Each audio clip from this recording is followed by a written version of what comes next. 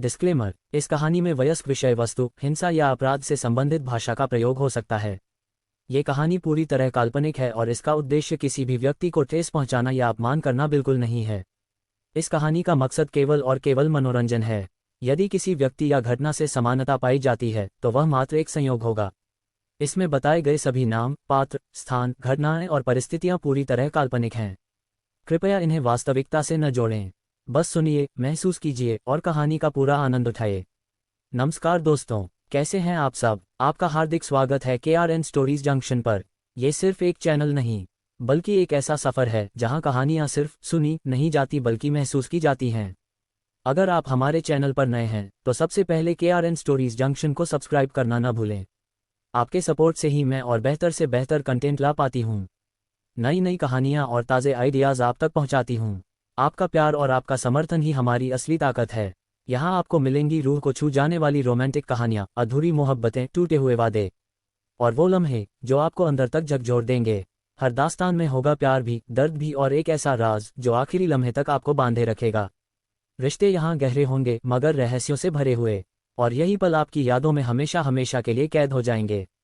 तो चलिए बिना किसी देर के कहानी को आगे बढ़ाते हैं। वही राजवीर इस वक्त अपने गाड़ी में बैठा हुआ था और बेचैनी से एक नंबर बार बार डायल कर रहा था। जब किसी ने कॉल रिसीव नहीं किया तो वह फ्रस्ट्रेटेड होकर मोबाइल को अपने बगल में फेंकते हुए खुद से कहता है, जब बात ही नहीं करना था तो इतनी बार मुझे कॉल ही क्यों किया था। और उनकी सुबह वाली बातें याद करने के बाद तो मुझे समझ नहीं आ रहा है कि वह आखिर चाहती क्या है। वही राहुल जो ड्राइवर के साथ पैसेंजर सीट पर बैठा हुआ था, वह रिव्यू मिरर में राजवीर का फ्रस्ट्रेटेड चेहरा देखकर मन ही मन मुस्कुराते हुए खुद से कहता है, मेरा वैम्पायर दोस्त ऑफिस में तो ऐसे दिखा रहा था जैसे इसे लिटिल इससे कोई मतलब ही नहीं है, लेकिन अभी देखो कैसे उनका मिस कॉल देखकर उनसे बात करने के लिए बेचैन हो रहा है। वही राठौर मेंशन में सभी लोग हाल में बैठे हुए थे। वही एक सोफे पर विषम जी के पत्नी और बेटी भी बैठी हुई थी, लेकिन विशंवर जी और उनका नालायक बेटा कहीं नजर नहीं आ रहा था। और उन दोनों के ना होने से माहौल कुछ हद तक खुशनुमा लग रहा, क्योंकि जब भी वह दोनों यहाँ मौजूद होते तो अपनी घटिया हरकतों से किसी ना किसी को प्रशासन जरूर करते थे। लेकिन उन दोनों के यहाँ ना होने से सारे सर्वेंट भी खुशी खुशी अपने काम कर रहे थे। वहीं ललित जी डिनर के बारे में डिस्कस कर रही थी और इंडिया के बेस्ट शेफ ललित जी के ऑर्डर का वेट करते हुए इस साइड में अपना सर झुकाए खड़े थे। तभी ललित जी उन्हें एक लंबा चौड़ा लिस्ट थमाते हुए कहती हैं, ये लो मेनू का लिस्ट और जल्दी जाकर इन सभी डिश को तैयार करो, और हाँ, मीठे में खीर ही बनाना। ललित जी के ऑर्डर सुनकर सैफ किचन की ओर चला गया। सैफ के वहां से जाते ही सभी लोग आपस में बातें कर रहे थे। तभी रमन अपने मॉम डैड के साथ वहां आ गया। उन्हें देखकर समर जी और सुनैना जी अपने जगह से उठकर खड़े हो गए। सुनैना जी के सामने खड़ी औरत एक खूबसूरत साड़ी के साथ हैवी ज्वेलरी पहन रखी थी, जिसमें वह काफी खूबसूरत लग रही थी, और उनके साथ खड़े उनके हस्बैंड ने भी एक 3-पीस सूट पहन रखा था। उन्हें देखकर ऐसा लग रहा था जैसे वह तैयार होकर कहीं जाने वाले थे। सुनैना जी उनका अपीयरेंस देखकर उनसे बात करने में थोड़ा हिचकी जा रही थी। वहीं रेखा जी सुनैना जी को हिचकिचाते देखकर उनके पास जाते हुए कहती है, सुनैना जी, आप तो ललित जी के रिश्तेदार हैं, फिर आप इतना हिचकिचा क्यों रही है? और मैं तो आपसे पार्टी में ही बात करना चाहती थी, लेकिन टाइम ही नहीं मिला, पर कोई नहीं, आइए हम बैठकर बात करते हैं। रेखा जी के पोलाइटनेस अंदाज देखकर सुनैना जी के होठों पर मुस्कान आ गई थी और वह उनके साथ वहीं बैठ गई। वहीं समर जी रमाकांत जी से बात करने लगे। ये देखकर सुनैना जी एक नज़र अपने पति और बेटे को देखती हैं तो वह दोनों अपने अपने पलके झपकाकर उन्हें बात करने का इशारा करते हैं। अपने पति और बेटे का इशारा पाकर सुनैना जी सकुचाते हुए रेखा जी से कहती हैं, रेखा जी, मैं जानती हूँ कि हम लोग मिडिल क्लास फैमिली से बिलोंग करते हैं और आप एक हाई सोसाइटी से बिलोंग करती हैं, तो क्या आप मेरी पोती को अपनी बहू के रूप में स्वीकार करेंगी? सुनैना जी की ऐसी बातें सुनकर रेखा जी उन्हें देखते हुए कहती हैं, सुनैना जी, आप ऐसी बातें क्यों कर रही हैं? उनसे इतना कहकर रेखा जी एक नज़र अपने बेटे रमन को घूर कर देखती है। फिर रीत को अपने पास बुलाकर उसके सर पर हाथ फेरते हुए कहती है, रीत बेटा, तुम मुझे एक बात बताओ, तुमने इस नालायक में ऐसा क्या देखा जो तुमने इस नालायक को पसंद कर लिया? रेखा जी के बात सुनकर बाकी लोग मुस्कुरा रहे थे, क्योंकि सब उनका नेचर जानते थे, लेकिन सुनैना जी आश्चर्य से उन्हें देख रही थी। उन्हें तो लगा था कि रेखा जी ने उनके बातों का कोई जवाब नहीं दिया, इसका मतलब वह रीत को पसंद नहीं करती है। लेकिन उनकी ऐसी बातें सुनकर सुनैना जी को समझ नहीं आ रहा था कि वह आगे क्या कहे। वही रीत रमन के बारे में ऐसी बातें सुनकर तिरछी नजरों से उसे ही देख रही थी, लेकिन रमन से नजरें मिलते ही रीत शर्माकर अपना सर नीचे झुका लेती है। रीत को ऐसे शर्माते देखकर रेखा जी उसके माथे को प्यार से चूम लेती है और सुनैना जी को देखते हुए आगे कहती है, सुनैना जी अगर आपकी पोती इस नालायक को पसंद करती है तो मुझे कोई ऐतराज नहीं है। लेकिन रेखा जी के लेकिन कहते ही सुनैना जी चौंक कर उन्हें देखने लगी, क्योंकि उन्हें लगा शायद रेखा जी दान दहेज के बारे में बात करेंगी। ये सोचकर ही वह घबरा रही थी, लेकिन अपनी पोती के खुशी के बारे में सोचकर वह खुद को संभालते हुए कहती हैं, जी रेखा जी कहिए लेकिन क्या। सुनैना जी के बात सुनकर रेखा जी घूरकर रंजीत की ओर देखती है, जो राघव भाई के साथ कुछ बातें कर रहा था। वही रंजीत अपनी मॉम को इस तरह खुद को घूरता देखकर हड़बड़ाकर उन्हें देखने लगा। अपने बेटे की हड़बड़ाहट को नजरअंदाज करते हुए रेखा जी उसे ऐसे ही घूरते हुए कहती है, सुनैना जी कहने को तो मेरा बड़ा बेटा इंडिया के टॉप 10 ज्वेलरी डिजाइनर में गिना जाता है, लेकिन यह नालायक किसी काम का नहीं है। सुनैना जी आपको विश्वास नहीं होगा, ये नालायक आपके दामाद राजवीर से सिर्फ 1 साल छोटा है, लेकिन यह अभी तक अपने लिए एक लड़की नहीं ढूंढ पाया है। और जैसा कि आप जानती है रीत ने रमन को पसंद कर लिया है, लेकिन उससे भी बड़ा नालायक मेरा बड़ा बेटा जो लड़कियों से कोसों दूर भागता है, उसका मैं क्या करूं। अपनी बात कहकर रेखा जी अपना सर पकड़ लेती है। वहीं बाकी लोग उनकी यह बात सुनकर मुंह दबाकर हंसने लगे। वही रंजीत एम्बरासमेंट में अपनी नजरें झुका लेता है। रेखा जी अभी भी नहीं रुकती है। वह गहरी सांस लेकर आगे कहती है, देखिए सुनैना जी आप तो अच्छी तरह जानती हैं, घर में बड़े बेटे के होते हुए छोटे का शादी नहीं करवा सकते हैं, इसीलिए इस नालायक को भी कोई लड़की पसंद करने दीजिए, फिर मैं साथ में दोनों के हाथ पीले करवा दूंगी। अपनी पत्नी की ऐसी बड़ी बात सुनकर रमाकांत जी लाचारी में अपने बेटों को देखकर अपना कर हिलाते हैं। उन्हें ऐसे देखकर समर जी भी मुस्कुराने लगे थे। वहीं दूर एक कोने में बैठी प्रीति जो अपने मोबाइल में कुछ कर रही थी, वह अपने पास बैठी सोनाली के कान में धीरे से कहती है, यार तुम्हारे हैंडसम डेविल हस्बैंड के सारे दोस्त अभी तक सिंगल क्यों हैं? और तुम्हें एक सीक्रेट पता है, यह अखंड सिंगल लोग बेड पर अपनी पत्नी को बहुत परेशान करते हैं। प्रीति की बात सुनकर सोनाली को राजवीर की हरकतें याद आ जाती है और शर्म से उसका चेहरा लाल हो जाता है। उसे ऐसे शर्माते देखकर प्रीति मुस्कुराते हुए आगे कहती है, अरे मैं तुम्हें क्यों बता रही हूँ, क्योंकि शादी से पहले तुम्हारा डेविल हस्बैंड भी तो अखंड सिंगल ही था।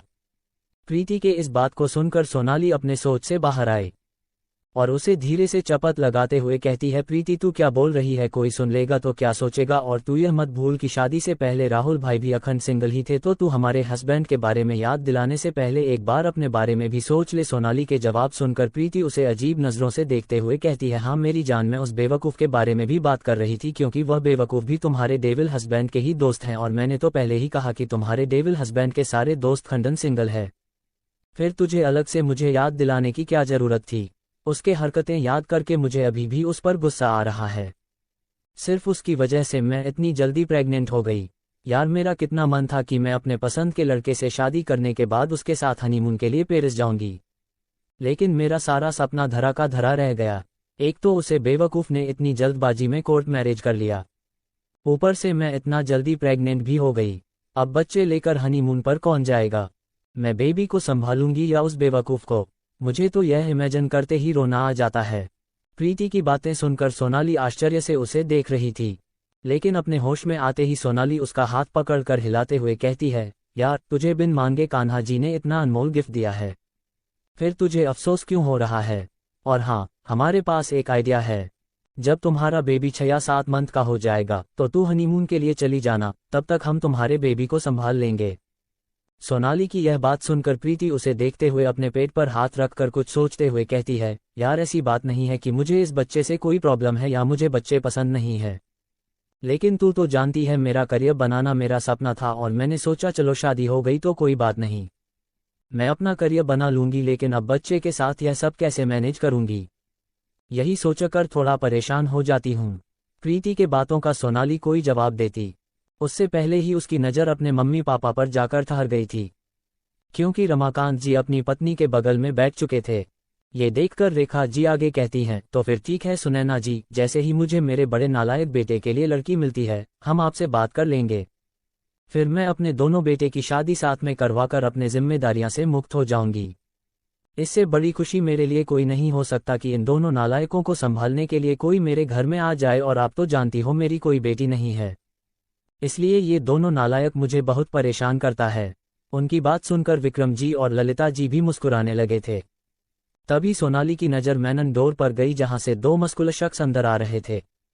उन्हें देखकर एक पल के लिए प्रीति और सोनाली की निगाहें उन्हीं पर ठहर गई थी, लेकिन वह शख्स उन पर बिना ध्यान दिए ललित जी के पास चले गए। ललित जी उन्हें अपने पास देखकर उन दोनों के सर पर हाथ रखते हुए मुस्कुराकर धीरे से रहती है, आ गए तुम दोनों, लेकिन तुम दोनों यह मत भूलो कि अब तुम दोनों शादीशुदा हो। फिर भी अपनी पत्नी से मिलने के बजाय छोटे बच्चे की तरह अपनी मॉम के पास आ गए। ललित जी के बात सुनकर राहुल अपनी नजरें उठाकर प्रीति की ओर देखता है, जो एकटक उसे ही देख रही थी, लेकिन राजवीर ने सोनाली की ओर देखने की जहमत नहीं उठाई और वह चुपचाप अपनी मॉम से मिलकर ऊपर बेडरूम की ओर चला गया। राजवीर पहले अपनी मॉम से मिला। इस बात से सोनाली को कोई प्रॉब्लम नहीं था, क्योंकि वह अच्छी तरह जानती थी कि उसके डेविल हस्बैंड अपनी मॉम से कितना प्यार करता है, लेकिन उसने उसे इग्नोर किया। इस बात का सोनाली को बहुत दुख हो रहा था। राजवीर के इग्नोरेंस को सोचकर सोनाली प्रीति को वहीं छोड़कर अपनी बेडरूम की ओर चली गई। जब सोनाली गुस्से से तमतमाते हुए बेडरूम में पहुंची तो उसने देखा राजवीर बेडरूम में कहीं नहीं था।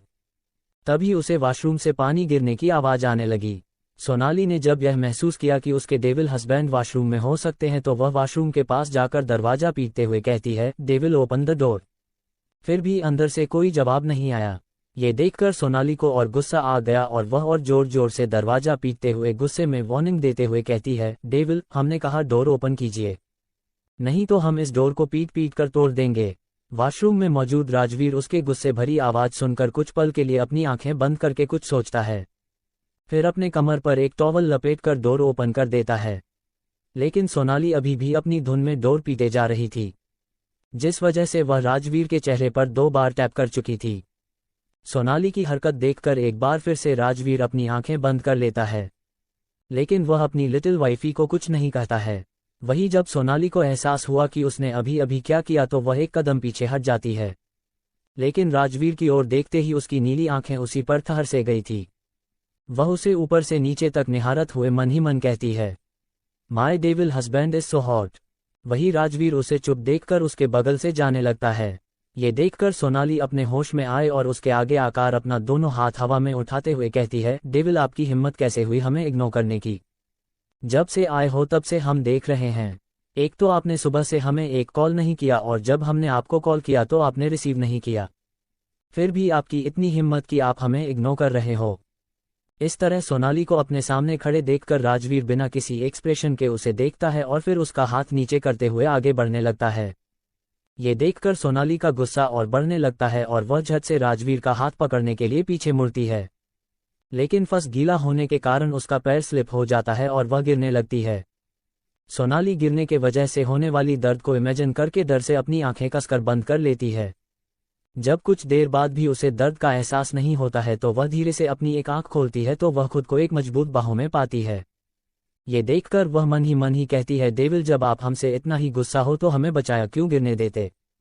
उसके आंखों में देखकर राजवीर उसे सीधा खड़ा करता है और धीरे से कहता है, जान, मैं आपको नहीं गिरने दे सकता क्योंकि चोट आपको लगती लेकिन दर्द मुझे होता और आपको लगता है कि मैं आपके साथ जबरदस्ती करता हूँ। तो अब से मैं आपको बिल्कुल परेशान नहीं करूँगा, आप जैसे चाहे वैसे अपनी लाइफ जी सकती हो। राजवीर के हिलते होठों को देखकर सोनाली अपने होश में आए और वह उसे घूरते हुए कहती है, डेविल, क्या आपने कुछ कहा? सोनाली के सवाल सुनकर राजवीर पहले अपना हाथ पीछे करता है जो अभी भी सोनाली के कमर पर मौजूद था और बिना किसी एक्सप्रेशन से कहता है, बिल्कुल नहीं, मैं क्यों कुछ कहूँगा। सोनाली और राजवीर इस वक्त एक दूसरे के बहुत करीब खड़े थे। राजवीर के बॉडी से अभी भी शावर जेल की फ्रेश खुशबू आ रही थी, जिसे सोनाली बहकने सी लगी थी, लेकिन वह अपने गुस्से के आगे उस फीलिंग को इग्नोर करती है। वहीं राजवीर उसे छोटा सा जवाब देकर उसे वैसे ही सदमे में छोड़कर वहां से चला गया। ये देखकर सोनाली गुस्से में अपना पैर पटकते हुए उसके पीछे चली गई। जब सोनाली क्लोजेट रूम में पहुंची तो देखा राजवीर अपने कपड़े निकाल रहा है। ये देखकर सोनाली झट से उसके सामने जाकर खड़ी हो गई। उसकी बचकानी हरकत देखकर राजवीर उसे साइड करते हुए कहता है, जान, ये क्या हरकत है? मुझे मेरा कपड़ा लेने दीजिए क्योंकि मुझे एक वीडियो कॉन्फ्रेंस मीटिंग अटेंड करना है। सोनाली जो कब से अपने गुस्से को दबाने की कोशिश कर रही थी, वह राजवीर का ये बात सुनकर फूट पड़ी। वह उसके आंखों में देखते हुए चिल्लाकर कहती है, नहीं डेविल, अब आपको बताना ही पड़ेगा। आखिर आपको हुआ क्या है? सुबह से हम देख रहे हैं आप कुछ डिफरेंट एक्ट कर रहे हो। ऐसा क्या हुआ है जो आपका मूड इतना खराब है और हमने क्या किया जो आप अपना गुस्सा हम पर उतर रहे हो? आपको पता है, हमें इतने महीनों बाद फिर से ऐसा लग रहा है जैसे वह पुराना द डेविल राजवीर सिंह राठौड़ हमारे सामने खड़े हैं, जो हमें दर्द देने से पहले एक पल के लिए भी हमारे बारे में नहीं सोचते थे। सोनाली की यह बात सुनकर तो राजीव का गिल्ट और गुस्सा कम होने के बजाय और बढ़ गया था, और वह बिना कुछ सोचे समझे अपना दोनों हाथ सोनाली के आग बगल रख दिया, जिससे सोनाली उसके मजबूत बड़ों के बीच ब्लॉक हो चुकी थी। वह अपना थूक भटकते हुए राजवीर को देख रही थी। उसके एक्सप्रेशन देखकर राजवीर उसके चेहरे के करीब जाते हुए कहता है, हाँ, मैं अभी भी वही द राजवीर सिंह राठौड़ हूँ, इसलिए वार्निंग दे रहा हूँ, मुझसे दूर रहिए। सोनाली अपने चेहरे पर राजवीर की गर्म सांस फील कर पा रही थी, लेकिन उसकी बातें सुनकर उसे कुछ समझ नहीं आया कि वह ऐसा क्यों कह रहा है। वह तो बस ऐसे ही बोल गई थी, लेकिन राजवीर के एक्सप्रेशन देखकर उसे समझ आया कि वह शायद कुछ ज्यादा ही बोल गई थी। सोनाली को सोच में डूबा हुआ देखकर राजवीर जल्दी से अपना कपड़ा पहना है और लंबे लंबे कदमों से वहां से निकल गया। ये सोचकर वह जैसे ही कुछ बोलने को हुई, उससे पहले ही राजवीर वहां से तेजी से निकल गया था। जब तक सोनाली क्लोजेट रूम से बाहर आए तब तक राजवीर स्टडी रूम में जा चुका था और डोर अंदर से लॉक भी कर लिया था। जब सोनाली के डोर नॉक करने पर भी राजवीर ने डोर ओपन नहीं किया तो वह हार मानकर नीचे चली गई। जब सोनाली नीचे आई तो उसने देखा उसकी मम्मी उसके पापा से कुछ बातें कर रही थी। ये देखकर वह अपनी मम्मी के पास चली गई। सुनैना जी अपनी बेटी को अपने सामने देखकर मुस्कुराते हुए कहती हैं, बेटा, अमित के सगाई में अभी 10 दिन बाकी है और रमन की मॉम अभी रमन के सगाई के लिए तैयार नहीं है, तो मैं सोच रही हूँ मैं घर चली जाऊं। अपनी मम्मी के शब्द सुनकर सोनाली, जो राजवीर के बातों में खोई हुई थी, वह अपने होश में आए और वह अपनी मम्मी के गले लगाते हुए कहती है, मम्मी 10 दिन ही तो बचा है, तब तक आप यहीं रुक जाओ ना। सोनाली को मायूस देखकर सुनैना जी उसको खुद से दूर करती है और उसके माथे को चुनते हुए प्यार से कहती है, बेटा, तुम्हारी भाभियां बार बार फोन करके मुझे बुला रही है क्योंकि बच्चे उन दोनों को बहुत परेशान कर रहे हैं, इसलिए मुझे जाने दो, मैं सगाई से एक दिन पहले ही आ जाऊंगी और तैयारी भी तो करना है। कहीं रमन की मम्मी को उसके बड़े बेटे के लिए लड़की मिल गई तो हो सकता है वह लोग रीत और रमन के सगाई करने के लिए तैयार हो जाए, और तुम तो अच्छी तरह जानती हो कि हम लड़की वाले हैं तो हमें बहुत सी तैयारी करनी पड़ेगी।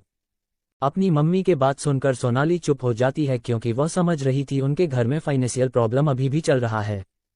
वही समर जी अपनी पत्नी को आगे बोलने से रोकते हुए कहते हैं, सुनैना जी, चलिए पैकिंग करते हैं, बाकी बात आप बाद में कर लीजिएगा। अपनी पत्नी से इतना कहकर समर जी सोनाली का सर प्यार से सहलाते हुए आगे बढ़ जाते हैं। उन्हें जाते देखकर सुनैना जी उनके साथ चली जाती है। तभी पीछे से कोई आकर सोनाली को साइड हग करते हुए कहा, मेरी छोटी बहन इतना उदास क्यों लग रही है। अचानक आया आवाज सुनकर सोनाली, जो अपने मम्मी पापा को देख रही थी, वह चौंक कर अपने पास खड़े शख्स को देखते हुए कहती है, क्या है भाई, आपने हमें डरा दिया। वही 4th फ्लोर खड़े इंसान जो कब से नीचे ही देख रहा था, वो ऋषि को इस तरह सोनाली के करीब देखकर उन दोनों को ही घूरने लगा था। गुस्से में उसकी हाथ की मुट्ठियां बंध गई थी। वह सोनाली और ऋषि को घूरते हुए खुद से कहता है, नहीं, मुझे इस तरह उन पर गुस्सा नहीं निकलना चाहिए, कहीं वह मुझे गुस्सा होकर अपनी मम्मी पापा के साथ चली गई तो फिर मेरा क्या होगा। मैं उन्हें नहीं जाने दे सकता, चाहे चाहे जो हो जाए, भले वह मुझसे नफरत ही क्यों ना करती है, लेकिन मैं उन्हें खुद से दूर नहीं होने दूंगा। कुछ देर बाद सभी लोग डाइनिंग टेबल पर बैठे हुए थे। सब अपना अपना डिनर कर रहे थे। सोनाली अभी भी राजवीर से गुस्सा थी, इसलिए वह चुपचाप अपना सर नीचे झुकाए अपना खाना खा रही थी। उसने एक बार भी राजवीर की ओर देखने की जहमत नहीं उठाई। ये देखकर राजवीर और परेशान हो गया था। वहीं प्रति अपने बगल में बैठे राहुल के कान में धीरे से कहती है, बेवकूफ, खाते ही रहोगे या मेरी बात भी सुनोगे। प्रीति की यह बात सुनकर राहुल परेशान होकर उसे देखने लगा था। उसे ऐसा लगा कहीं प्रीति अभी तक गुस्सा तो नहीं है क्योंकि उसने उसे आइसक्रीम नहीं खिलाया था। वहीं प्रीति उसे अपनी ओर देखता पाकर उसे सोनाली और राजवीर की ओर आंखों से इशारा करते हुए आगे कहती है, क्या फिर से उन दोनों के बीच झगड़ा हुआ है। प्रीति के सवाल सुनकर राहुल एक राहत की सांस लेता है और उन दोनों को एक नज़र देखकर मुस्कुराते हुए प्रीति को जवाब देता है, स्वीट हॉट, तुम मुझ पर ध्यान दो, उन दोनों का तो चलता रहता है, तुम देखना ये दोनों बहुत जल्दी ही एक दूसरे से बात करने लगेंगे। अब तक सभी का डिनर हो चुका था और सब अपने अपने कमरे में जा चुके थे, लेकिन राजवीर डिनर के बाद गार्डन एरिया में नाइट वॉक कर रहा था। तभी उसे महसूस हुआ कि उसके पीछे कोई चल रहा है। यह महसूस करके राजवीर आगे बढ़ते हुए बिना पीछे देखे कहता है, क्या इन्फॉर्मेशन है। राजवीर के सवाल सुनकर उसके पीछे चल रहे शख्स उसे फॉलो चलते हुए जल्दी से जवाब देता है, भाई, वह दोनों किसी ब्लैक गैंग से मिलने गए थे, उनके बीच कुछ ना कुछ खिचड़ी जरूर पक रही है, लेकिन वह ब्लैक गैंग से मिलने क्यों गए थे इस बात का पता अभी नहीं चला है, लेकिन जैसे ही कुछ नया अपडेट मिलता है मैं आपको बताता हूँ। इन्फॉर्मेशन सुनने के बाद राजवीर बिना किसी एक्सप्रेशन से कहता है, राहुल तुम अच्छे से उन पर नजर रखो। यू मेक श्योर कि वह लोग अपने प्लान में कामयाब ना हो पाए। क्यों, इधर अमित की सगाई भी है, तो घर में बहुत कम है और तुम जानते हो मॉम डैड उन्हें इस वक्त यहाँ से जाने नहीं देंगे, इसलिए उनके हर एक हरकत पर नजर बनाए रखना। राजवीर के ऑर्डर सुनकर राहुल वहां से चला जाता है। उसके जाते ही राजवीर भी अपने कमरे की ओर चला गया। जब राजवीर अपने कमरे के अंदर पहुंचा तो वहां सिर्फ एक नाइट बल्ब जल रही थी, लेकिन बेड पर उसे कोई नजर नहीं आया। ये देखकर राजवीर कुछ सोचते हुए जैसे ही अपना कदम बेड की ओर बढ़ाया, किसी ने उसे झटके से बेड पर गिरा दिया। राजवीर इस वक्त सतर्क नहीं था, इसलिए वह धक्का लगाते ही बेड पर गिर गया था। वही उसे धक्का देने वाला इंसान उसके गिरते ही उसके ऊपर आ गया और उसका कॉलम मजबूती से पकड़कर उसके चेहरे के करीब आते हुए कहा, डेविल आप बताओ कि आखिर आपकी प्रॉब्लम क्या है, क्योंकि आप अच्छी तरह जानते हो हम दोनों ही एक दूसरे से बात किए बिना नहीं रह सकते, फिर भी आप हमारे साथ साथ खुद भी तकलीफ क्यों दे रहे हैं। राजवीर अभी भी सदमे में चला गया था, क्योंकि राजवीर को आज सच में अपनी छवि अपनी लिटिल वाइफी में नजर आ रहा था। लेकिन उसकी कही हुई बातें सुनकर राजवीर अपने ख्यालों से बाहर आया और सोनाली कुछ समझ पाती उससे पहले ही उसे अपने ऊपर से बेड पर पलट दिया और खुद उसके ऊपर आते हुए कहता है, अच्छा तो आप मुझसे बात किए बिना नहीं रह पा रही तो आप जरा याद कीजिए अपनी मम्मी से सुबह सुबह क्या बोल रही थी। किसी की शादी उसके मर्जी के बिना नहीं करना चाहिए, नहीं तो उसके साथ रोज जबरदस्ती होता है। ये बात आप मेरे बारे में सोचकर कह रही थी ना, क्योंकि मैं हमेशा आपके मर्जी के खिलाफ आपके करीब आया और कुछ देर पहले भी तो आप यही कहने। राजवीर आगे कुछ और कहता उससे पहले ही सोनाली उसका कॉलर पकड़कर उसे अपने चेहरे के एकदम करीब कर लिया था और बिना सोचे समझे उसके के पतले होठों को अपने गुलाबी होठों से बंद कर दिया। सोनाली के ऐसा करने पर राजवीर के आगे के शब्द उसके गले में ही रह गया था और वह आश्चर्य से आंखें फाड़े सोनाली के बंद आंखों को घूर रहा था। अक्सर राजवीर के ऐसा करने पर सोनाली का रिएक्शन ऐसा होता था, लेकिन आज सब उल्टा हो रहा था। वहीं सोनाली कुछ देर बाद ही उसके होठों से दूर हो गई और उसके चेहरे को अपने दोनों हाथों में भरते हुए कहती है, डेविल आपने सिर्फ हमारा एक शब्द सुना जो हम मम्मी को कन्वेंस करने के लिए कह रहे थे, क्योंकि आज सुबह पापा ने रीत और रमन को एक साथ देख लिया था और उन दोनों को साथ में देखकर पापा बहुत गुस्सा हो गए थे।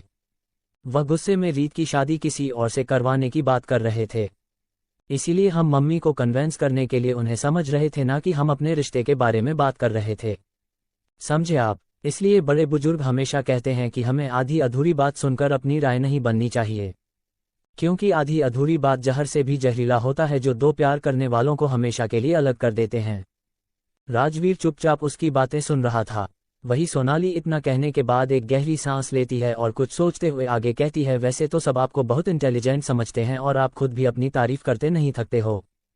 वैसे आपका फेवरेट लाइन कौन सा है? हाँ याद आया। इतना कहकर सोनाली राजवीर का मिमिक्री करते हुए एटीट्यूड में कहती है, I am the Rajveer Singh Rathore. आपकी हिम्मत कैसे हुई मेरी बात काटने की? इसके लिए आपको पनिशमेंट जरूर मिलेगा। और पता नहीं क्या क्या बोलते रहते हो, फिर आपको इतनी छोटी सी बात पर इतना बड़ा गलतफहमी कैसे हो गया?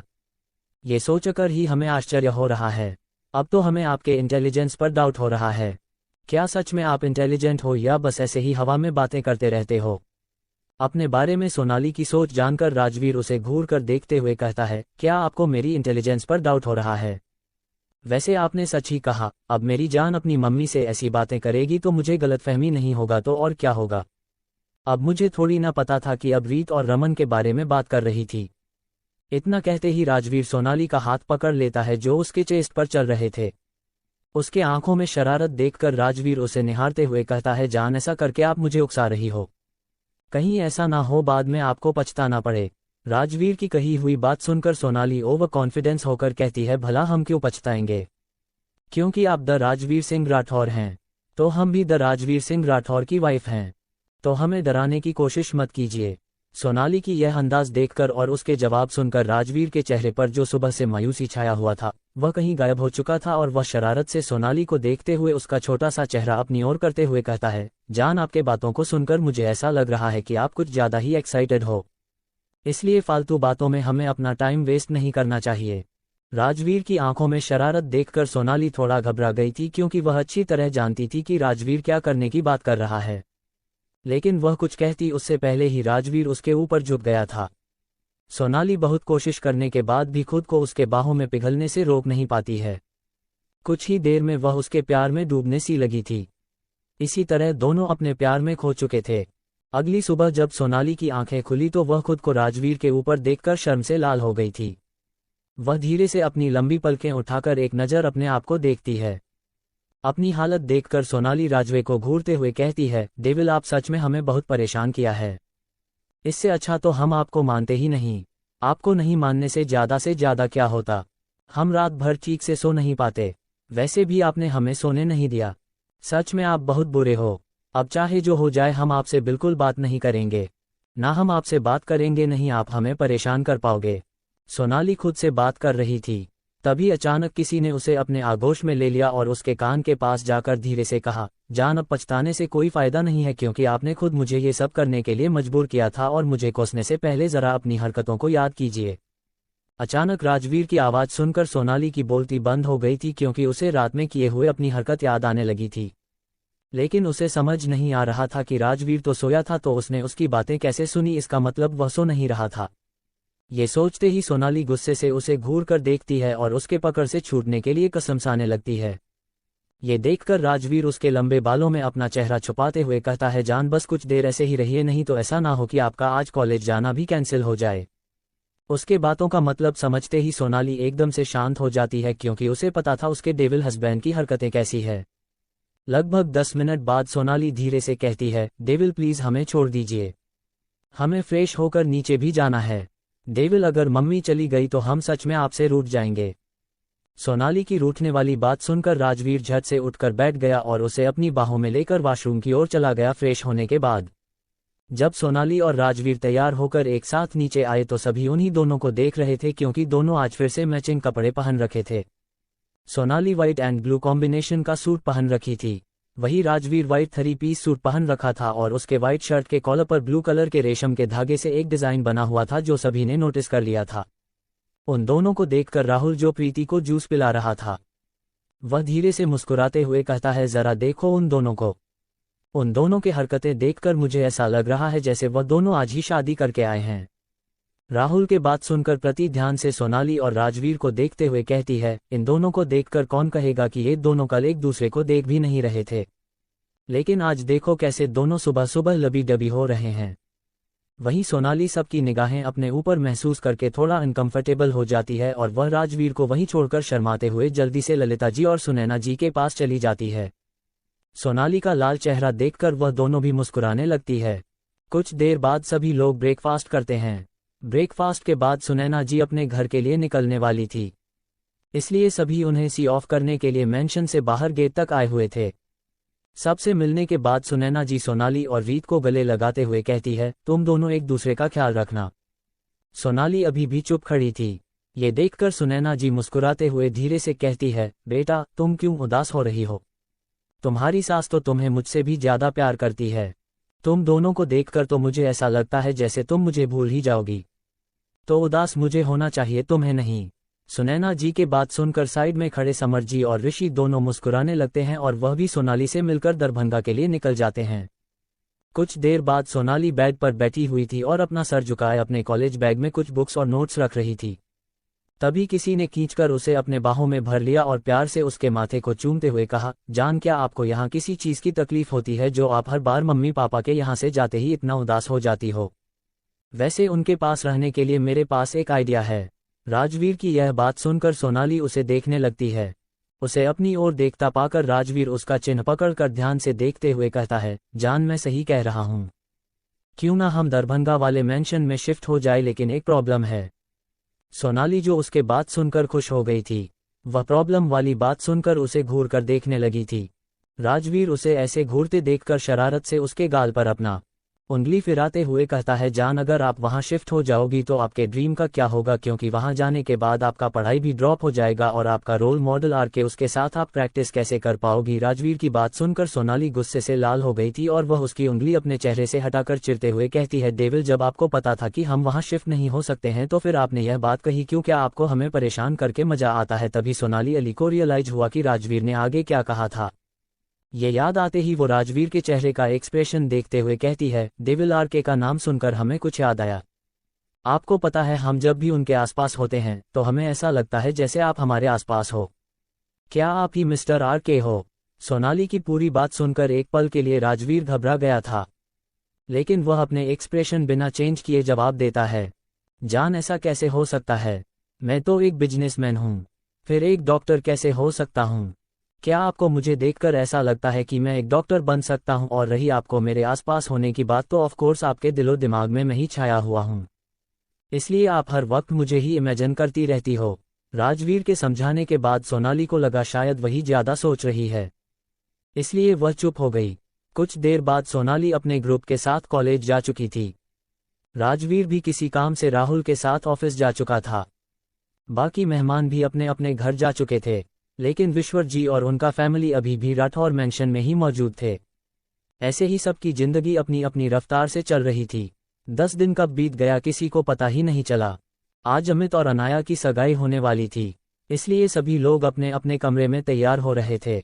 वहीं एक कमरे में एक अधेड़ उम्र के आदमी बालकनी में रैली पकड़ कर खड़ा था और वह फोन पर किसी से बात करते हुए कहता है, जग अगर इस बार कोई गलती हुई तो मैं तुम्हें ही मार डालूंगा, क्योंकि मैं अब और ऐसी जिंदगी नहीं जी सकता, क्योंकि मुझे भी यह सारे इशू आराम चाहिए, हर हाल में हर कीमत पर चाहिए, चाहे उसके लिए मुझे जो भी करना पड़े मैं करूंगा। उनकी यह बात सुनकर एक औरत जो अभी अभी अपने हाथ में कुछ स्नैक्स और चाय लेकर आई थी, वह अपनी कांपती हुई आवाज में कहती है, यह आप क्या कह रहे हैं? क्या इसीलिए आपने मुझसे वह सब करवाया जो मैं कभी करना नहीं चाहती थी? वह आदमी जो फोन पर किसी से बात कर रहा था, वह अचानक आई इस आवाज सुनकर थोड़ा चौंक गया था, लेकिन उस औरत को देखते ही वह जल्दी से अपना फोन डिस्कनेक्ट करता है और उस औरत को घूरते हुए उसके पास आया और कसकर उसका गला पकड़ लिया और एक एक शब्द चबाते हुए कहता है, अगर तुम अपना मुंह खोलने की कोशिश करोगी तो मैं तुम्हारे साथ साथ तुम्हारी लाडली बेटी को भी जान से मार दूंगा। अब तक उस औरत का चेहरा लाल पड़ चुका था, वह सांस भी नहीं ले पा रही थी, फिर भी वह हिम्मत करके अपनी धीमी हो रही सांसों को काबू में करते हुए कहती है, वो आपकी भी बेटी है, फिर उसको मारने के बारे में आप सोच भी कैसे सकते हैं? अरे आप कैसे पिता है जो खुद की बेटी को मारने की धमकी दे रहे हैं? उस औरत को अभी भी बोलते देखकर उस आदमी का गुस्सा और बढ़ गया था। वह उस औरत के गले पर अपना पकड़ मजबूत करते हुए उसे पीछे ले जाते हुए दीवार से टिका दिया और दीवार के सहारे उसे ऊपर उठाते हुए कहता है, मैं सिर्फ अपने बेटे राकेश से प्यार करता हूँ, तुम्हारी मनहूस बेटी से मेरा कोई लेना देना नहीं है, वह मरे या जिए उससे मुझे कोई फर्क नहीं पड़ता है, वह अभी तक जिंदा है तो सिर्फ तुम्हारी मुंह बंद रखने की वजह से। इधर तुमने अपना मुंह खोल उधर उसकी अर्थी उठेगी। क्या एक पिता अपनी बेटी के बारे में ऐसा बोल सकता है? क्या सच में कोई बेटी इतनी बदनसीब हो सकती है? अपनी बात कहकर विश्वर जी एक नज़र अपनी पत्नी के चेहरे को देखते हैं जो अब तक सांस न ले पाने के कारण पीला पड़ चुका था।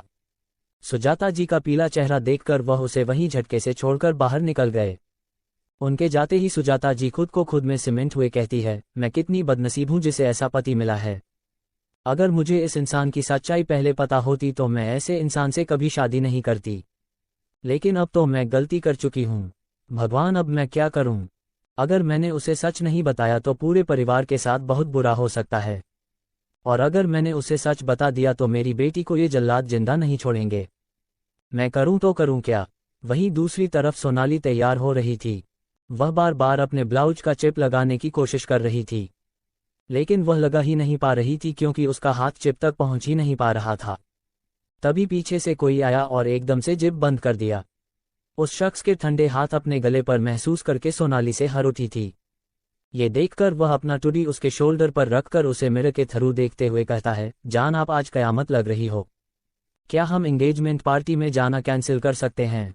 अपने लिए तारीफ सुनकर सोनाली शर्मा कर इधर उधर देखने लगी थी, लेकिन उसकी आखिरी लाइन सुनकर सोनाली झट से उसे खुद से दूर धक्का दे देती है और उसे गुस्से में घूरते हुए कहती है, डेविल आखिर आपके दिमाग में हर वक्त क्या चलता रहता है? आज किसी और का नहीं आपके छोटे भाई का एंगेजमेंट पार्टी है और आप हमें परेशान करने के बारे में सोच रहे हो क्या?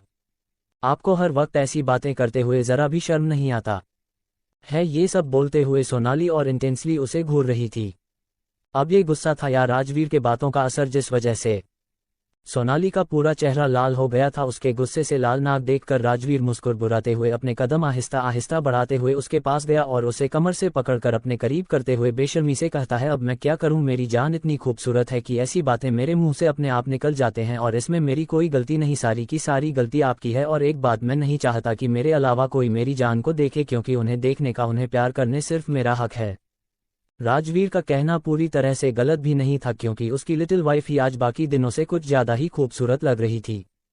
सोनाली ने क्रीम कलर की साड़ी और रेड कलर का ब्लाउज पहना था, जिसके साथ उसने एक रेड कलर की शॉल अपने राइट कंधे पर डाल रखी थी।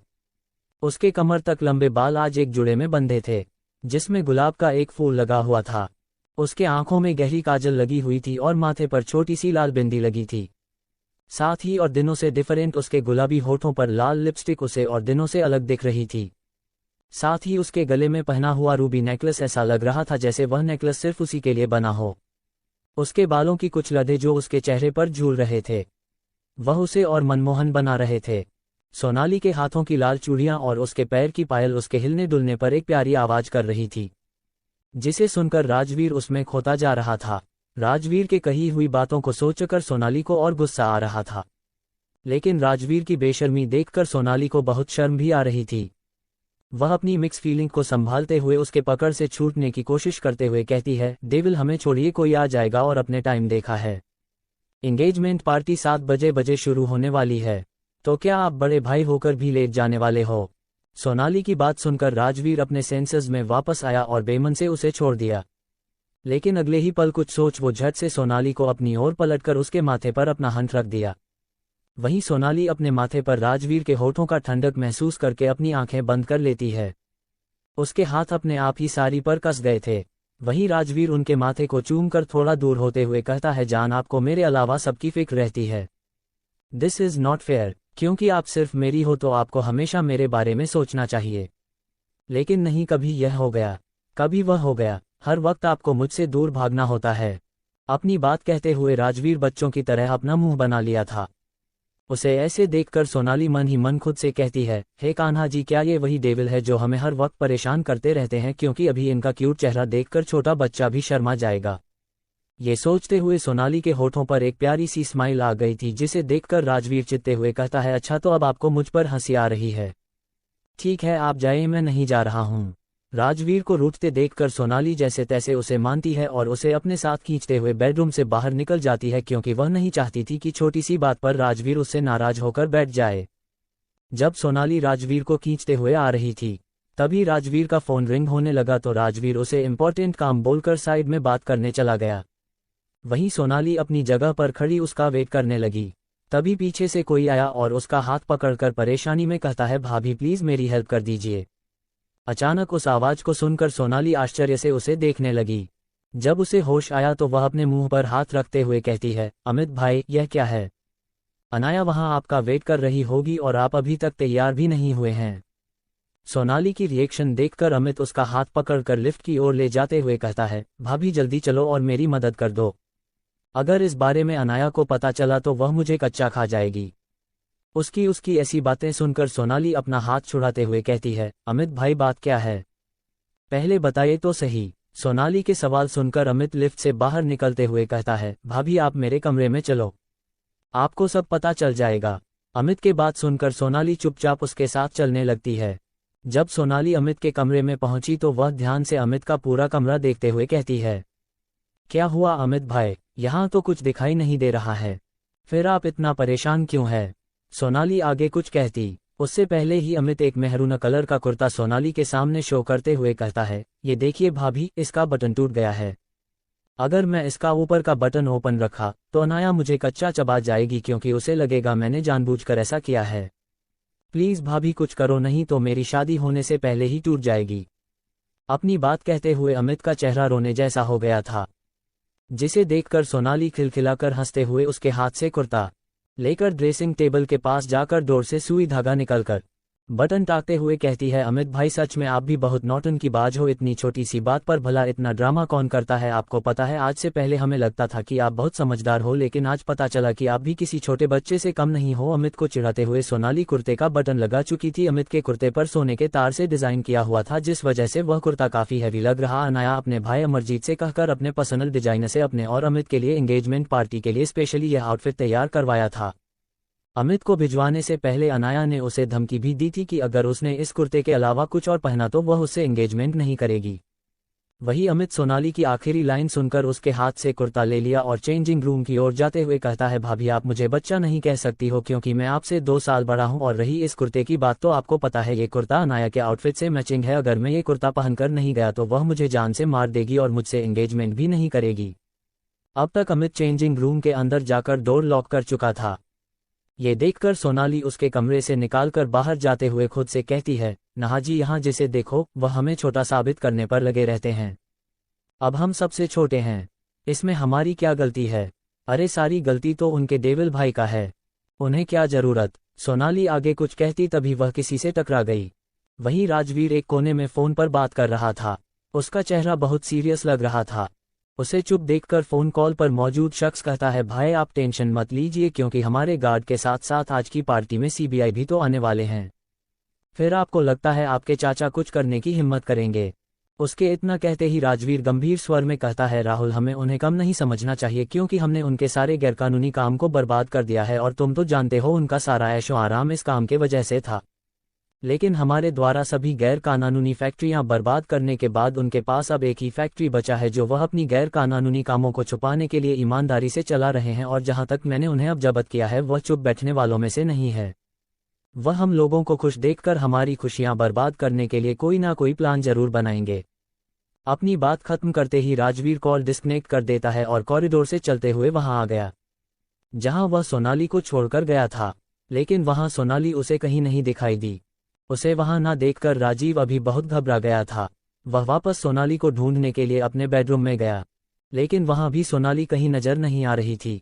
जब सोनाली राजवीर को कहीं नहीं मिली तो राजवीर परेशानी में अपने माथे के बीच उंगली रखकर सहलाते हुए खुद से कहता है, मेरी लिटिल वाइफ ही कुछ ज्यादा ही लापरवाह होते जा रही है। क्या वह कुछ देर मेरे लिए रुक नहीं सकती थी? आखिर गई तो गई कहाँ, कॉल भी रिसीव नहीं कर रही है। वही सोनाली जिससे टकराई थी उससे माफी मांगते हुए कहती है, सॉरी चाचा जी हमें माफ कर दीजिए, हमने आपको देखा नहीं। ये बोलते हुए सोनाली की नज़र सुजाता जी के पिला पड़ चुके चेहरे पर पड़ा तो वह उन्हें सवालिया नजरों से देखते हुए आगे कहती हैं, चाची जी आपका चेहरा इतना पीला क्यों पड़ा हुआ है? क्या आपकी तबीयत खराब है? अगर ऐसा है तो आप अपने कमरे में आराम कीजिए, चलिए हम आपको कमरे तक छोड़कर आते हैं। सोनाली के कहे गए शब्द सुनकर सामने खड़ी सुजाता जी जो अपनी फीलिंग्स अपने अंदर दबाकर खुद को संभालने की कोशिश कर रही थी, वह उसका सवाल सुनकर घबराते हुए अपनी साड़ी के पल्लू से अपने गले पर बना निशान छुपाते हुए उसे जवाब देती है, कुछ नहीं बेटा, बस ऐसे ही, वह मेरी तबीयत कुछ ठीक नहीं है इसीलिए तुम्हें ऐसा लग रहा है। खैर तुम ये सब छोड़ो और मेरे साथ चलो, मुझे तुम्हें कुछ बताना है। इतना कहकर जैसे ही सुजाता जी सोनाली को लेकर एक कोने की ओर जाने लगी, तभी उनकी नज़र एक शख्स से जाकर मिली जिसे देखकर वह डर से अंदर तक कांपने लगी थी और वह झट से सोनाली का हाथ छोड़ते हुए धीरे से कहती हैं, सोनाली बेटा मुझे कुछ काम है तो मैं चलती हूँ, तुम अपना ख्याल रखना। सुजाता जी के बात सुनकर सोनाली को राजवीर के बारे में याद आया। वह अमित के चक्कर में ये भूल ही गई थी कि उसका डेविल हस्बैंड उसे वहां ना पाकर गुस्सा हो जाएंगे। ये ख्याल आते ही वह जल्दबाजी में वहां से निकल गई। उसे जाते देखकर सुजाता जी एक गहरी सांस लेती है और एक नज़र अपने सामने देखती है जहां वह शख्स छुपा हुआ था, और सोनाली के जाते ही वह पिल के पीछे से बाहर आ गया और झट से सुजाता जी का हाथ पकड़कर पीछे की ओर मोड़ दिया और खींचते हुए कैमरे के अंदर ले जाते हुए कहता है, क्या एक बार समझाने पर तुम्हें मेरी बात समझ में नहीं आती है? तुम्हारी हरकत देखकर तो मन करता है उससे पहले तुम्हें ही ऊपर पहुंचा दूं, लेकिन खुशी मनाओ कि मैं तुम्हें जिंदा छोड़ रहा हूं, इसलिए अपनी जुबान बंद रखो नहीं तो तुम्हारा जवाब काट कर तुम्हारे हाथ में दे दूंगा, फिर सारी उम्र एक गोगी बनकर जीना। वह शख्स कोई और नहीं विशंभर जी थे जो किसी काम से वापस अपने कमरे में जा रहे थे, लेकिन अपनी पत्नी को सोनाली के साथ देखकर वह वहीं से आंखों ही आंखों में उन्हें डराने की कोशिश कर रहे थे, जिस वजह से सुजाता जी सोनाली को कुछ नहीं बता पाई थी। और अब अपने पति की धमकी सुनकर वह बहुत डर गई थी। वह डर से उनके पैर में गिरकर उनसे माफी मांगते हुए कहती है, जी मुझे माफ कर दीजिए, ऐसी गलती दोबारा नहीं होगी, मैं किसी को कुछ नहीं बताऊंगी, प्लीज मुझे माफ कर दीजिए, मेरी बेटी को कुछ मत कीजिएगा, आइंदा से ऐसी गलती कभी नहीं होगी, प्लीज मुझे माफ कर दीजिए। उन्हें ऐसे अपने पैर पर गिरकर माफी मांगते देखकर विश्वर जी उनके बाल पकड़कर उनका चेहरा ऊपर करते हैं और उन्हें घूरते हुए कहते हैं, आगे से ऐसी गलती होना भी नहीं चाहिए, अब जल्दी जाओ और तैयार हो जाओ, अगर इस बारे में किसी को जरा भी भनक लगी तो फिर तुम जानती हो मैं क्या करूंगा। विश्वर जी जानबूझकर आगे की बात अधूरी छोड़कर क्लोजेस्ट रूम से कुछ लेते हैं और फिर वापस बाहर चले जाते हैं।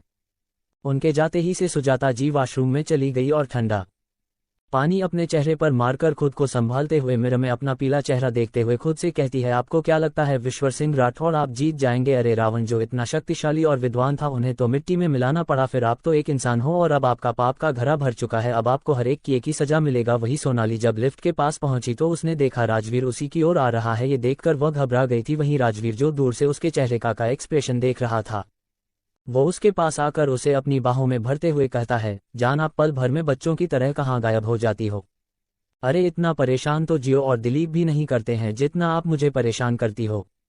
सोनाली खुद को जिया और दिलीप से कंपेयर किए जाने पर गुस्से में उसे घूरकर देखती है, क्योंकि राजवीर के बात सुनकर उसकी सारी घबराहट हवा की तरफ गायब हो चुका था। उसे गुस्से में देखकर राजवीर एकदम से चुप हो जाता है और उसे लेकर अपनी गाड़ी की ओर चला गया। बाकी लोग पहले ही जा चुके थे। कुछ देर बाद सभी लोग वेन्यू पर पहुंच चुके थे। जब सोनाली वहां पहुंची तो सामने का नजारा देखकर एक पल के लिए उसकी आंखें चौंधिया गई थी। वह सामने का नजारा देखते हुए अपने मन ही मन कहती है, वाह क्या डेकोरेशन है। अच्छा हुआ जो अमरजीत भाई ने अपने गार्डन में ही एंगेजमेंट पार्टी रखी और पूर्णिमा के चांदनी रात में गार्डन की खूबसूरती और बढ़ गया है। काश हमारी भी शादी के रस्म में ऐसे ही शानदार तरीके से हुआ होता, लेकिन हमें तो अपनी ही शादी के वक्त कुछ होश ही नहीं था। खैर अब जब तक हमारी पढ़ाई पूरी नहीं हो जाती तब तक कुछ नहीं हो सकता। सोनाली के चेहरे के एक्सप्रेशन और उसकी आंखों की चमक देखकर राजवीर साफ समझ सकता था कि उसके लिटिल वाइफी के मन में क्या चल रहा है। लेकिन इस वक्त राजवीर किसी और बात से बहुत परेशान था, इसलिए वह सोनाली से कुछ नहीं कहता है।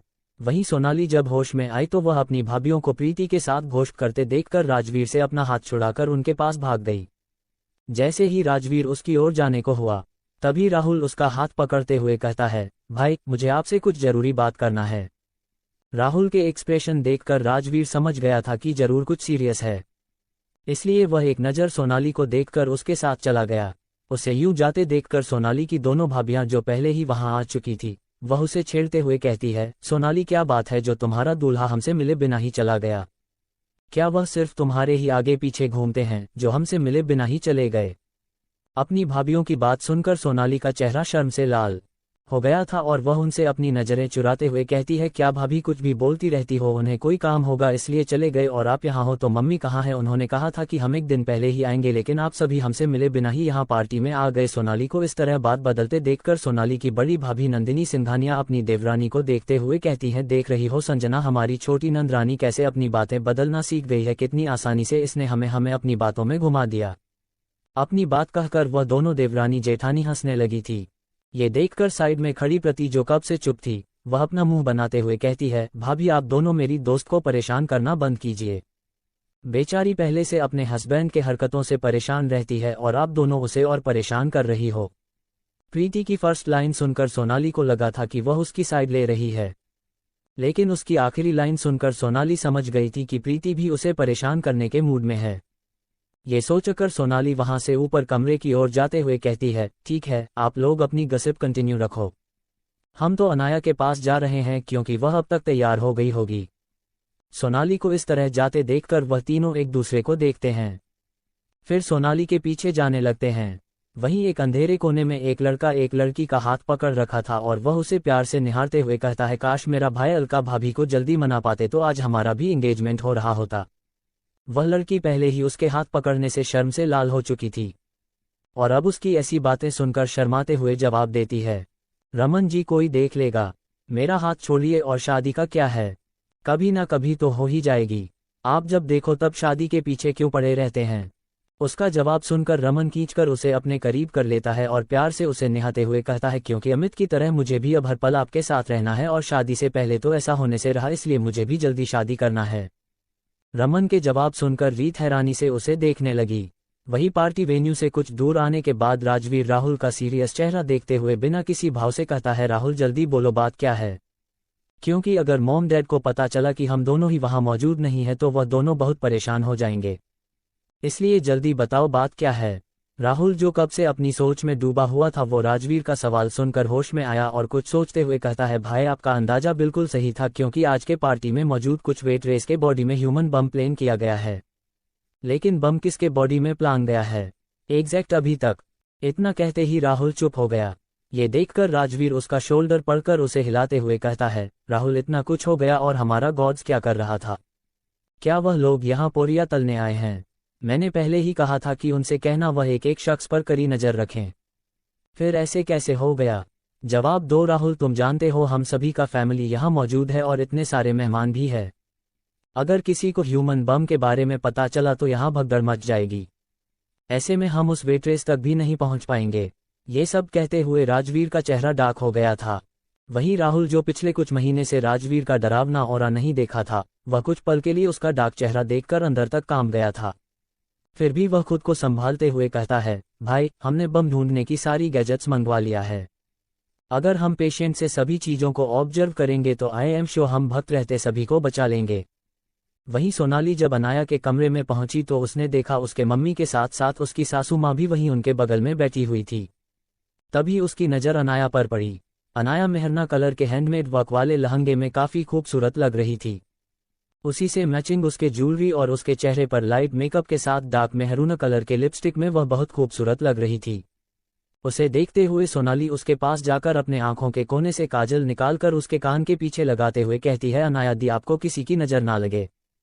फाइनली आप हमारी देवरानी बनने वाली हो तो आप उम्र में भले ही हमसे बड़ी हो लेकिन रिश्ते में आप हमारी छोटी देवरानी बन जाओगी। अब कोई हमें दिलीप और जिया से कंपेयर नहीं करेंगे। उसकी बचकानी हरकत देखकर अनाया के साथ साथ वहां बैठे बाकी लोग भी ठहाके मारकर हंसने लगे थे। उन्हें हंसता देखकर सोनाली एक नज़र पूरे कमरे को देखती है और आश्चर्य से सभी को देखते हुए धीरे से कहती है, हमें तो लगा था सिर्फ दोनों मम्मी ही यहाँ मौजूद है, लेकिन यहाँ तो बाकी सभी लोग भी मौजूद है। इतना सोचते ही सोनाली अपना निचला हाथ अपने दांतों तले दबा लेती है। उसकी हरकत देखकर सपना भाभी उसके पास आकर मुस्कुराते हुए कहती है, आखिर मेरी इतनी समझदार देवरानी को किसने मेरे बच्चों के साथ कंपेयर किया? बताओ तो सही, मैं अभी उसकी क्लास लगा कर आऊंगी। सपना भाभी की बात सुनकर सोनाली उन्हें देखते हुए मन ही मन कहती है, भाभी क्या सच में आप डेविल का क्लास लगा पाओगी? सोनाली को अभी भी चुप देखकर सपना भाभी बात बदलते हुए कहती है, ठीक है, नहीं बताना है तो मत बताओ, लेकिन अपनी मम्मी से तो मिलो, वो कब से तुम्हारा वेट कर रही थी, लेकिन तुम आते ही अपने ख्यालों में खो गई। सपना भाभी की बात सुनकर सोनाली वापस अपने होश में आए और अपनी मम्मी और ललिता जी के बीच में जाकर बैठ गई और अपने दोनों हाथों से सुनैना जी और ललिता जी को गले लगाते हुए कहती है, हमारी दोनों मम्मी इतनी प्यारी है तो हम इन्हें कैसे भूल सकते हैं? वह तो आज अनाया दी का दिन है और वह आज कितनी खूबसूरत लग रही है, इसीलिए हमने पहले उनका नज़र उतार दिया। कहीं किसी की नज़र लग गई तो अमित भाई क्या करेंगे? उसके बचपना देखकर सब मुस्कुराने लगे थे। तभी ललित जी सबको देखते हुए कहती हैं, चलो चलो सगाई का वक्त होने वाला है और अनाया को भी अपने साथ ले चलो, यह अकेली यहाँ क्या करेगी? अब तक सोनाली की दोनों भाभी और प्रीति भी अनाया के पास आ चुके थे। वही ललित जी ने अभी इतना कहा ही था कि तभी एक बार फिर से कमरे का डोर ओपन हुआ। उसी के साथ एक आवाज आई, ललित जी आपको क्या लगता है अनाया मेरी सौतेली बेटी है तो मैं उसका ख्याल नहीं रखूंगी, इसलिए आप ऐसा कह रही हैं? वह आवाज सुनकर सभी लोग दरवाजे की ओर देखने लगे। वहां एक औरत बहुत ही हैवी साड़ी और उसी के साथ अपने चेहरे पर ढेर सारा मेकअप लगाकर खड़ी थी। अपने चेहरे पर इतना सारा मेकअप करके वह औरत अनाया की मां कम बड़ी बहन देखने की ज्यादा कोशिश कर रही थी। अब तक वह औरत अनाया के पास आ गई थी और उसका हाथ कसकर पकड़ लिया था, जिससे अनाया को अपने हाथ पर एक तेज दर्द महसूस हुआ। दर्द से उसकी आंखें बंद हो गई थी, लेकिन वह अपने सामने ललित जी को देखकर अपना दर्द छुपाने के लिए अपना चेहरा नीचे झुका लेती है और मन ही मन खुद से कहती है, माँ क्या ये औरत माँ का असली मतलब भी जानती है? अरे मेरे डैड तो इसे मेरे और भाई का ख्याल रखने के लिए लेकर आए थे, लेकिन इसने हम दोनों भाई बहन को तकलीफ पहुंचाने में कोई कसर नहीं छोड़ा। लेकिन आज ऐसा जता रही है जैसे यह मुझसे कितना प्यार करती है। इतना कहते ही अनाया के होठों पर एक दर्द भरी मुस्कान आ गई थी। अनाया लगभग 6 या 7 साल की थी। तभी एक बीमारी की वजह से उसकी अपनी मां की डेथ हो गई थी और तब अनाया के डैड अपना बिजनेस और दोनों बच्चों को एक साथ नहीं संभाल पा रहे थे और रिश्तेदार के बहुत समझाने पर उन्होंने अपने ही कंपनी में काम कर रही अपने सेक्रेटरी से शादी कर ली। अनाया के डैड को अभी भी ये पता नहीं था कि उनके गैर मौजूदगी में उसकी अच्छी दिखने वाली पत्नी उनके बच्चों के साथ कैसा व्यवहार करती है। वही ललित जी उस औरत के बात सुनकर उसके पास आकर अनाया के सर पर प्यार से हाथ फेरते हुए कहती है, विशाखा जी मैं मानती हूँ अनाया आपकी बेटी है, लेकिन एंगेजमेंट के बाद यह मेरे घर की बेटी कहलाएगी, इसीलिए मेरी बेटी का ध्यान रखिएगा। मैं पंडित जी से कहकर बहुत जल्दी ही शादी का मुहूर्त भी निकलवा लूंगी, फिर अनाया हमेशा के लिए हमारे घर में हमारे साथ रहेगी। अनाया की सौतेली माँ विशाखा जी ललित जी के बात सुनकर एकदम से अनाया का हाथ छोड़ देती है। ललित जी के बात सुनकर उसे गुस्सा तो बहुत आ रहा था, लेकिन वह इस वक्त कुछ बोल नहीं सकती थी, नहीं तो लोगों के सामने उसकी अच्छी छवि खराब हो जाती। वहीं अनाया विशाखा जी के हाथ छोड़ते ही लड़खड़ाकर पीछे को गिरने लगी। तभी पीछे से सोनाली आकर उसे संभालते हुए कहती है, संभाल कर अनाया दी। कुछ देर बाद अमित और अनाया एक दूसरे के सामने खड़े थे। आज उन दोनों की निगाहें एक दूसरे से हटाने का नाम नहीं ले रहा था। उन्हें ऐसे देखकर सोनाली, जो अपने हाथ में रिंग का थाल लिए खड़ी थी, वह अपना गला साफ करते हुए धीरे से कहती है, हुए आप दोनों बस भी करो, सब आप ही को घोर रहे हैं। वैसे भी मम्मी जी कह रही थी कि वह जल्द ही आप दोनों की शादी भी करवा देंगी, तो आप दोनों थोड़ा तो सब्र रखिए। सोनाली के इतना कहते ही अनाया शर्मा कर इधर उधर देखने लगी थी। वही अमित सोनाली के हाथ में मौजूद थाल से रिंग का बॉक्स उठाते हुए जवाब देता है, भाभी आपको एक बात पता है, शादी से पहले मिलने का मजा ही कुछ और होता है। इंसान अपने पार्टनर को देखते ही उसके की आंखों में खो जाता है। तब जो उन्हें महसूस होता है वह एहसास शब्दों में बयां नहीं किया जा सकता है। लेकिन आपको कैसे पता होगा, क्योंकि शादी से पहले तो आप भाई को जानती भी नहीं थी। अमित की बात सुनकर सोनाली थोड़ा मायूस हो गई थी, लेकिन वह इतना खुशनुमा माहौल को खराब नहीं करना चाहती थी, इसलिए वह अपनी मायूसी अपने अंदर खूबसूरती से छुपाकर मुस्कुराते हुए अमित से कहती है, ठीक है अमित भाई, अब जल्दी से अनाया दी को रिंग पहनाए। कहीं ऐसा ना हो आपके वेट करवाने पर वह आपसे नाराज होकर बैठ जाए, फिर हो चुकी आपकी सगाई। सोनाली के इतना कहते ही अमित जल्दी से अपना वाला रिंग बॉक्स भी उठाकर अनाया के हाथ में दे देता है और उससे पहले खुद ही उसके उंगली में रिंग पहना देता है। ये देखकर अनाया की आंखें बड़ी बड़ी हो गई थी।